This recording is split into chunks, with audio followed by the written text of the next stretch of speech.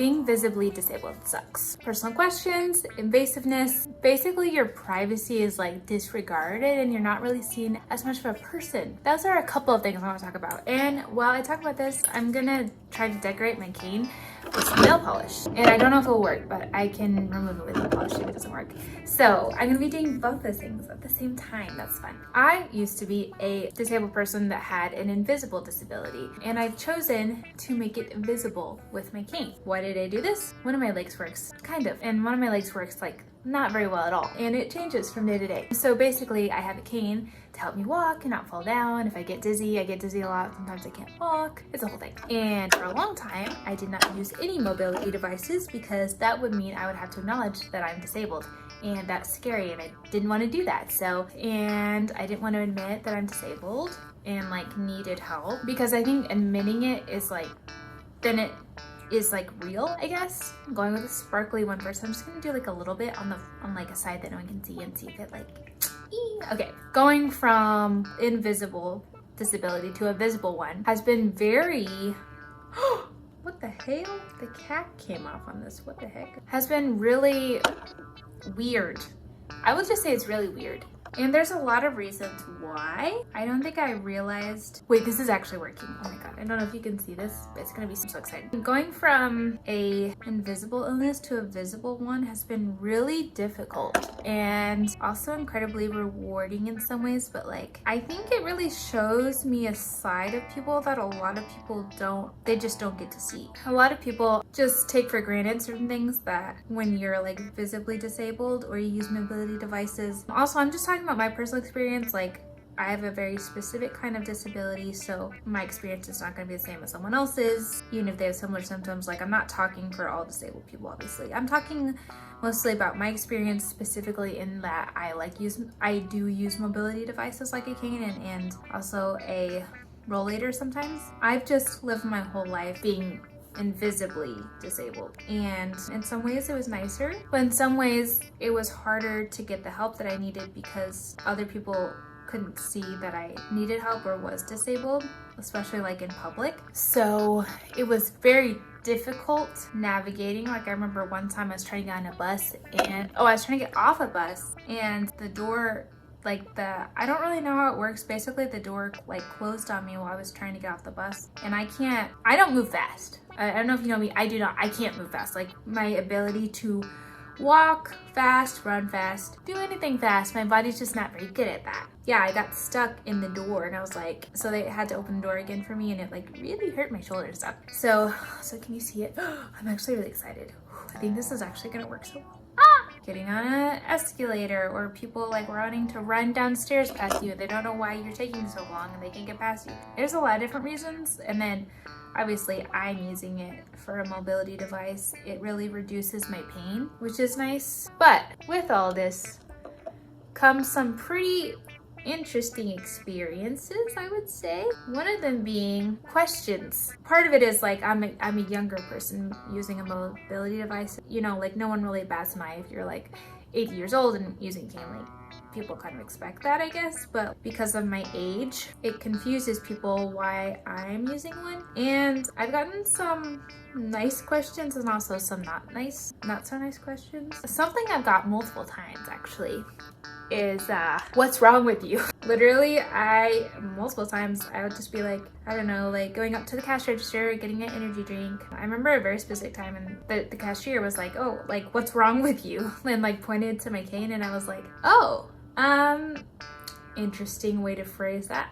Okay. And then I think my go-to thing, because I've had to like figure out what to say to people, because it's actually come up, you know, not an insignificant amount of time, because I think I've been using my cane for like, I want to say maybe 3 months. I had to come up with like a phrase to tell people, because also I started using it at my work, and that was a new thing for people. So I was like, oh, I'm just a little bit disabled, like my legs don't really work very well, so I use a cane. And they're like, oh, cool. The guy was like, what's wrong with you? And I was like, oh, I'm like kind of disabled, so that's why I use it. He was like, oh, I'm sorry. And I'm like, okay, can I get my energy drink? It's just such an aggressive question, and it's like a little bit like, oh yeah, you think something is wrong with me. In a way, from a certain perspective, yes. Having mobility issues, not having chronic pain, having like severe chronic pain and migraine, it's not fun.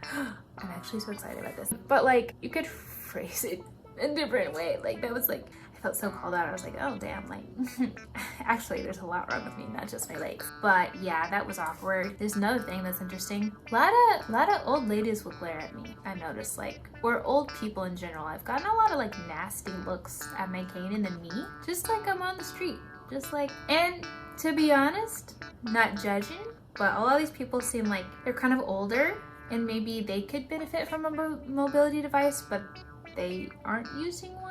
And maybe they're, I don't know, they're like, your problems can't be as bad as mine, so you should suck it up. And it was actually surprising me. I didn't expect that to happen, but it's happened like quite a bit too, so that's interesting. I don't really know what that's about, but it's like, okay. Another thing, if you use a mobility device, it will become really obvious to you who is like a kind, considerate person and who is like either just inattentive, not spatially aware, or just like a really like inconsiderate person. There was a time I was trying to walk down some stairs because I had to get on a train, and you know, I had my cane, and I was having a pretty bad pain day, and I was trying to navigate the stairs with my partner, and I was literally right about to get on the stairs and someone stepped right in front of me, and I had to stop like really quickly, which is like really exacerbates my knee pain. And she just stood there, and I couldn't get around her because it was a pretty busy time of day in the train station, and I was like, excuse me, and she was like, she didn't move, and I was like, I literally had to like push past her. And then I think one of her friends was like you're in the way, and she's like, what, I didn't do anything. And I was like,